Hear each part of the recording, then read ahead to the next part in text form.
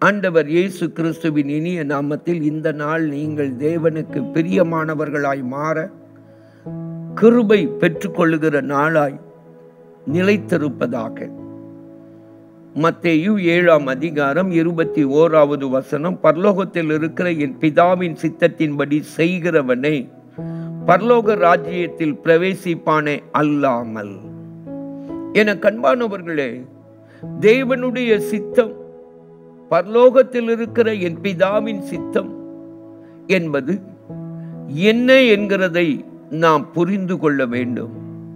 மறுபடியும் இன்று சொல்ல விரும்புகிறேன், அதுக்கு மறுபெயர் தேவனுடைய நினைவுகள், அதற்கு மறுபெயர் தேவனுடைய வழிகள், அதற்கு மறுபெயர் தேவனுடைய விருப்பம் அல்லது பிரியம், அதற்கு மறுபெயர் தேவனுடைய சிந்தை, தேவனுடைய நினைவுகள். என கண்பானவர்களே, நம்முடைய வாழ்க்கையிலே இந்த தேவனுடைய சித்தத்தை செய்ய நாம் ஒன்றை புரிந்து கொள்ள வேண்டும். தேவனுடைய சித்தத்திற்கு இணையானது இந்த உலகில் எதுவும் இல்லை. தேவனுடைய சித்தம் உங்களையும் என்னையும் குறித்தது. எப்படிப்பட்டது? ஏசாயா 55:8 சொல்லுகிறது, நம்முடைய சிந்தைகள் எல்லாம் பூமியை போன்று தாழ்வானது, கீழானது, ஆனால் தேவனுடையவைகளோ வானங்களை போன்று மேலானது, உயர்வானது. என கண்பானவர்களே, மறந்து போகாதருங்கள். கீழானவைகளை விடாத பட்சத்தில் மேலானவைகளை நாம் பற்றி கொள்ள முடியாது. ஆகையினால் தான் கொலோசேயருக்கு எழுதின நிருபத்தில் அப்போஸ்தலனாகிய பவுல் நம்மை பார்த்து அழகாக சுட்டி காட்டுகிறார், நாம் தேட வேண்டியது என்ன, நாம் நாட வேண்டியது என்ன என்கிறதை. கொலோசேயர் 3ஆம் அதிகாரம் 1-2 வசனங்களை பாருங்கள். நீங்கள் கிறிஸ்துவுடன் கூட எழுந்தது உண்டானால் கிறிஸ்து தேவனுடைய வலது பார்சத்தில் வீற்றிருக்கும் இடத்தில் உள்ள மேலான அவைகளையே தேடுங்கள், பூமியில் உள்ளவைகளை அல்ல, மேலான அவைகளையே நாடுங்கள். என கண்பானவர்களே, தேவனுடைய சிந்தையை, தேவனுடைய சித்தத்தை, தேவனுடைய விருப்பத்தை, தேவனுடைய வழிகளை, தேவனுடைய நினைவுகளை, தேவனுடைய பிரியத்தை புரிந்து கொள்ளுகிறவன் யார்? அவன் கிறிஸ்துவுடன் கூட எழுந்த அனுபவம் உடையவன்.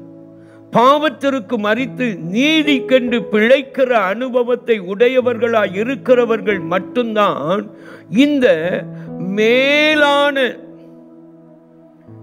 பூமியில் உள்ளவைகளை அல்லாத மேலான, தேவனுடைய வலது பார்சத்தில் வீற்றிருக்கும் இடத்தில் உள்ள அந்த மேலான காரியத்தை, அந்த தேவனுடைய சித்தத்தை புரிந்து கொள்ள முடியும். அப்படி என்றால் தேவனுடைய சித்தம் எங்கே இருக்கிறது? அதை வேதம் அழகாய் சொல்லுகிறது. கிறிஸ்து தேவனுடைய வலது பார்சத்தில் வீற்றிருக்கும் இடத்தில் இருக்கிறது. அப்படி என்றால் நம்முடைய கண்கள் எங்கே இருக்க வேண்டும்? தேவனுடைய வலது பார்சத்தில் வீற்றிருக்கிற தேவனுடைய சிங்காசனத்தின் மேல். சிங்காசனம் எதை காட்டுகிறது? ஆளுகையை காட்டுகிறது. தேவனுடைய ஆளுகைக்கு தன்னை ஒப்புக்கொடாத ஒரு மனிதன் தான் தேவனுடைய சித்தத்தை செய்கிறேன் என்று எண்ணுவானே, ஆனால் அது மதிகேடு. உங்களுடைய வாழ்க்கையிலே கிறிஸ்துவோடு கூட எழுந்திருந்தல் மட்டுமல்ல, தேவனால் ஆளப்படுகிற அனுபவத்திற்கும் ஒப்பு கொடுக்கும் போது உங்கள் வாழ்க்கையில் அந்த மேலான இடத்தில் உள்ள தேவனுடைய சித்தம், சிந்தை, விருப்பம், அவருடைய வழிகள், அவருடைய நினைவுகள் நமக்கு வெளிப்படுத்தப்படும். ஜெபிப்போமா?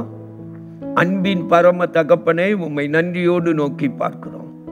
என்னோடும் எங்களோடும் உம்முடைய சித்தத்தை புரிய, அறிய, தெரிந்து கொள்ள, அர்ப்பணிக்க இடைபடுகிற நீர் அதை எங்களுக்கு செயலாக்கமாய் மாற்றும். இயேசுவின் மூலம் வேண்டிக் கொள்கிறோம் பிதாவே, ஆமென், ஆமென்.